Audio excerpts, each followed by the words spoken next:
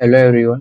Today in this video we will see what is the difference between head and body tag and what are different tags inside head tags like title, meta, style tags, script tags and base and link tags.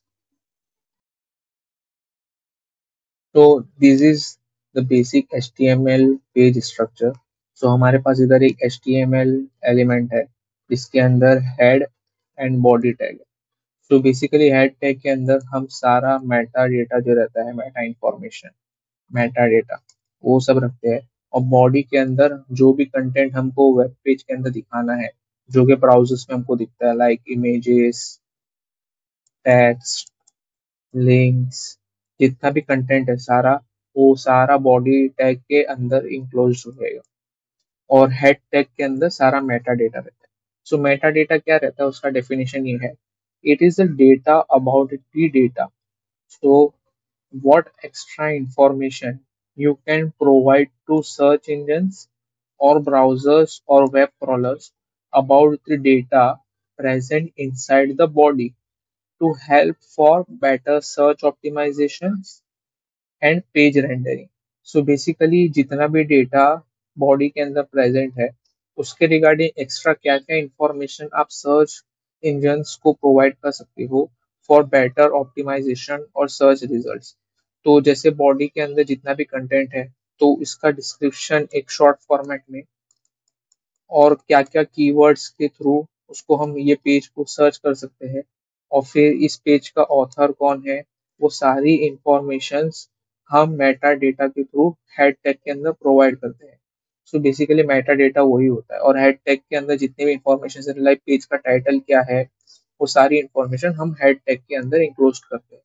और body tag के अंदर सारा content रहता है. तो ये जो head tag के अंदर जो मेटा इंफॉर्मेशन रहता है, वो सर्च ऑप्टिमाइजेशन के लिए और एसईओ पर्पस के लिए यूज होता है. Now head element is a container और below elements. Like meta data जितना भी रहता है, उसका एक कंटेनर होता है ना, हमारा हेड एलिमेंट. तो उसके अंदर क्या क्या इंफॉर्मेशन प्रोवाइड कर सकते हैं, वो सारी वन बाय वन हम देखेंगे. तो सबसे पहले टाइटल होता है. सो टाइटल डिफाइन करता है क्या, डॉक्यूमेंट का टाइटल. और टाइटल स्ट्रिंग फॉर्मेट में होता है and shown in the browsers title bar. जैसे हमारे पास ये एक ब्राउजर्स की विंडो होती है, ओपन होती है, तो इधर जो टाइटल बार रहता है, इधर हमको जो भी वेबसाइट का टाइटल होगा वो हमको दिखेगा. इधर एक क्रॉस मार्क रहता है वो टैब को क्लोज करने के लिए. तो ये टाइटल बार के अंदर हम जो भी टाइटल उस पेज के लिए, एचटीएमएल पेज के लिए प्रोवाइड करेंगे, वो हमको दिखेगा. सो title is required for HTML page. तो ये टाइटल जो रहता है वो एक रिक्वायर्ड फील्ड है for for single HTML page. एक टाइटल होना ही चाहिए एचटीएमएल हेड हेड टैग के अंदर. सो title is use by search engine algorithms while listing search result. तो जब भी हम कोई पेज को सर्च करते हैं कोई भी कीवर्ड के थ्रू, तो सर्च इंजन पहले वो टाइटल फील्ड, जितने भी एचटीएमएल डॉक्यूमेंट के अंदर जितने भी टाइटल फील्ड्स रहेंगे, और उसको मैच करने का ट्राई करेगा. The more accurate match comes first in the search result. तो बहुत सारे एचटीएमएल पेजेस तो रहते हैं सर्वर के ऊपर. तो जितना एक्यूरेट हमारा टाइटल रहेगा, उतना हमारा पेज सर्च रिजल्ट के अंदर टॉप पे आएगा वो. तो टाइटल इंफॉर्मेशन हमको हमेशा एक्यूरेट और ऑन द पॉइंट रखना चाहिए, तो हमारा मैच, हमारा पेज सब सर्च इंजन ऑप्टिमाइजेशन के थ्रू सबसे टॉप पे आए. नाउ सेकंड है styles. Now style tag is used to define styles for single HTML page.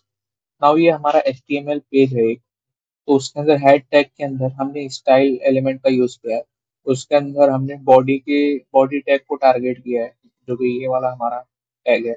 उसके अंदर हमने बोला है कि मार्जिन 8 पिक्सल. तो ये जो पर्टिकुलर एक एचटीएमएल पेज है, उसके ऊपर ये स्टाइल अप्लाई होगी. तो only, so these styles are only applied to the page where it is defined and it cannot be reused. तो जितनी भी ये स्टाइल्स रहती है, वो ये एक पर्टिकुलर HTML पेज के ऊपर ही अप्लाई होगी. हम इसको रीयूज नहीं कर सकते हैं. तो हमने जो इधर body margin equal to 8 pixel लिखा है, तो ये बॉडी टैग के अंदर उसकी मार्जिन 8 पिक्सल रहेगी सब साइड से. नाउ अभी अगर दूसरा HTML पेज है, एक दूसरा HTML पेज है, उसके अंदर जो बॉडी टैग रहेगा, लाइक ब्राउजर दूसरे एक पेज को लोड करेगा। जैसे समझो कि ये कॉन्टैक्ट एस का पेज था और ये अबाउट एस का पेज है, तो इसके अंदर की जो बॉडी टैग रहेगा उसकी मार्जिन 8 पिक्सल नहीं रहेगी, वो 0 पिक्सल ही रहेगी। तो अगर आपको इसके ऊपर भी स्टाइल अप्लाई करनी है, तो आप हेड टैग के अंदर वापस से स्टाइल टैग का यूज करो और सेम स्टाइल्स को रिपीट करो इधर। तो ये एक हमारा कोड रिपीटेशन हो जाता है। तो इसको कैसे अवॉइड करते हैं वो हम नेक्स्ट देखेंगे। नाउ थर्ड है लिंक टैग। तो हमने पहले जो स्टाइल एट्रीब्यूट देखे थे उसके अंदर हमारे पास कोड रिपीटेशन हो रहा था, तो उसको कैसे अवॉइड कर सकते हैं हम अभी इसके अंदर देखेंगे। तो link tag is use to link current pages with external files. तो जो कि हमारा एक HTML पेज होता है, उसको कोई भी दूसरे फाइल्स के थ्रू हमको लिंक करना हो, लाइक दूसरी जो फाइल्स है तो उसको अगर हमको लिंक करना हो, तो हम लिंक टैग का यूज कर सकते हैं।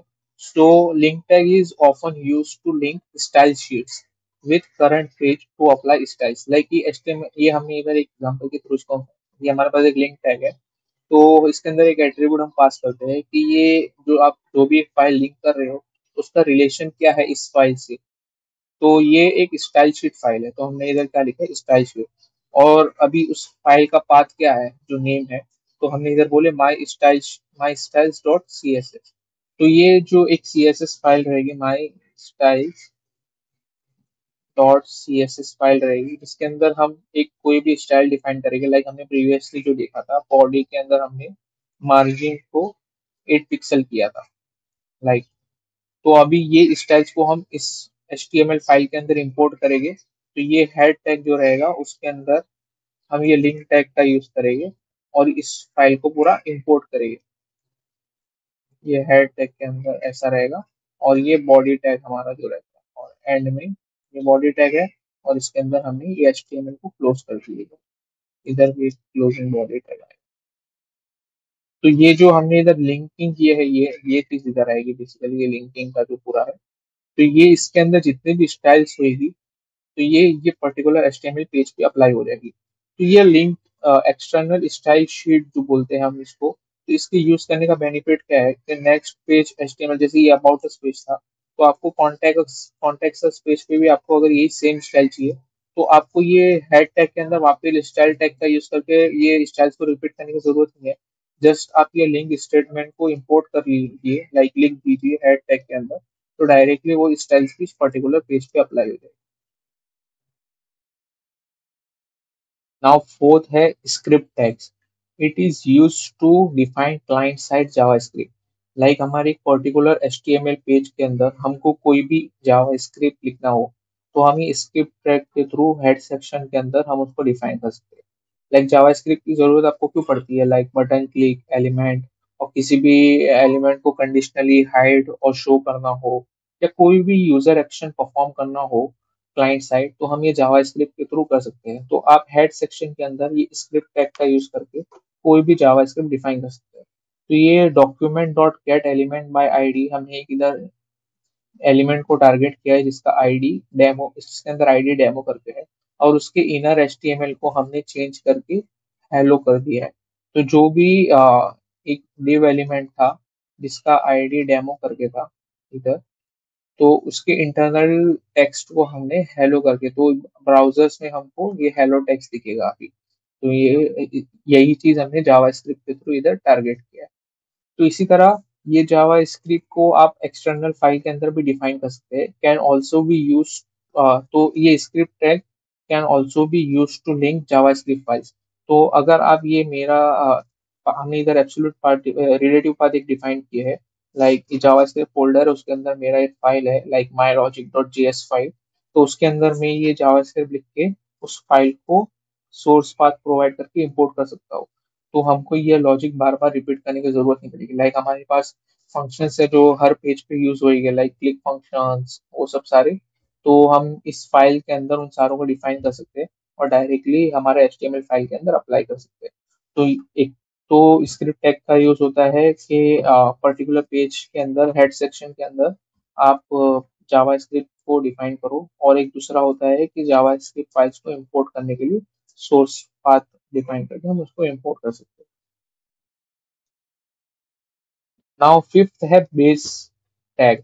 सो base tag is use to specify base और target URL for all the relative URLs in the page. So इसका मतलब क्या हुआ, ये हमारे पास एक HTML डॉक्यूमेंट है, पूरा HTML पेज है बेसिकली। तो उसके अंदर हमने हेड सेक्शन के अंदर बेस टैग को लिखे है। इधर हमने href एट्रीब्यूट के अंदर एक पार्ट डिफाइन किया, एक यूआरएल डिफाइन किया, और उसका टारगेट हमने ब्लैंक लिखे, लाइक ये यूआरएल जो भी क्लिक करेगा तो वो नए पेज के अंदर ओपन होगा, इसलिए टारगेट ब्लैंक। नाउ अभी हमने एक एंकर टैग डिफाइन किया जिसके अंदर href एट्रीब्यूट हमने डिफाइन किए, लाइक कॉन्टेक्ट्स करके। तो ये कॉन्टेक्ट अस पेज पे हमको, इसके क्लिक करने पे हमको कॉन्टेक्ट अस पेज पे रिडायरेक्ट करेगा। तो ये हमने जो ये बेस डिफाइन किए थे, लाइक ये एक पर्टिकुलर HTML पेज के अंदर, एक वेबसाइट के अंदर हम एक ही बार ये बेस टैग को लिख सकते हैं। तो ये हमारा बेस यूआरएल है। अभी ये जो कॉन्टेक्ट है, तो ये हम जब भी यूजर इसके ऊपर क्लिक करेगा तो वो कौन से यूआरएल पे रिडायरेक्ट होएगा, तो ये बेस टैग का यूआरएल स्लैश कॉन्टेक्ट। तो ये टोटल यूआरएल हो गया, बेस प्लस आवर यूआरएल, जो भी यूआरएल आप इधर डिफाइन करोगे उस पे रिडायरेक्ट होएगा। तो ये बार बार पूरा हमको ये, क्योंकि पर्टिकुलर वेबसाइट हमको जिधर भी रिडायरेक्ट करना हो, तो ये हम बार बार रिपीट करने से अच्छा है कि एक बेस टैग डिफाइन कर दो। तो जब भी यूजर कोई भी एक यूआरएल पे क्लिक करेगा तो ये बेस टैग जो हमारा बेस रहता है, बेस यूआरएल प्लस हमारा जो ये कॉन्टेक्ट जो यूआरएल हमें डिफाइन किए थे, वो कॉन्केटिनेट हो जाएगा आगे, और फाइनल यूआरएल जो बनेगा उस पर यूजर रिडायरेक्ट हो जाएगा। नाउ सिक्स है Meta tag. So meta tag is used to specify meta information like characters encoding, फिर पेज का क्या डिस्क्रिप्शन है, पेज के कौन कौन से कीवर्ड के थ्रू सर्च इंजन के अंदर हम सर्च कर सकते हैं, व्यू पोर्ट डिटेल्स जो रहती है कि मतलब जो पर्टिकुलर वेब पेज है उसको मोबाइल में कैसे दिखाना है, स्केल करना है या नहीं करना है, लाइक जूम इन करना है या जूम आउट करना है, और एक ब्राउजर विंडो के ऊपर किस तरीके से दिखाना है, वो सारी इंफॉर्मेशन व्यू पोर्ट के थ्रू हम डिफाइन कर सकते हैं। और पेज का ऑथर कौन है वो डिटेल्स हम डिफाइन कर सकते हैं। So these informations are not displayed on the web page, but these are used by search engines for search optimizations. So ये जो मेटा टैग के अंदर सारी इंफॉर्मेशंस रहती है, तो ये हम हेड सेक्शन के अंदर डिफाइन करते हैं। मेटा टैग जो रहता है, मेटा टैग का यूज करते हैं।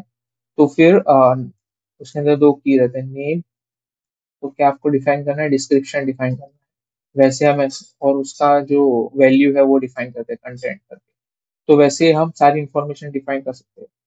सो ये मेटा टैग का यूज सर्च इंजन ऑप्टिमाइजेशन के लिए होता है, लाइक सर्च रिजल्ट्स के अंदर हमारा पेज सबसे टॉप पे आए, उसके लिए हम ये टैग का यूज करते हैं।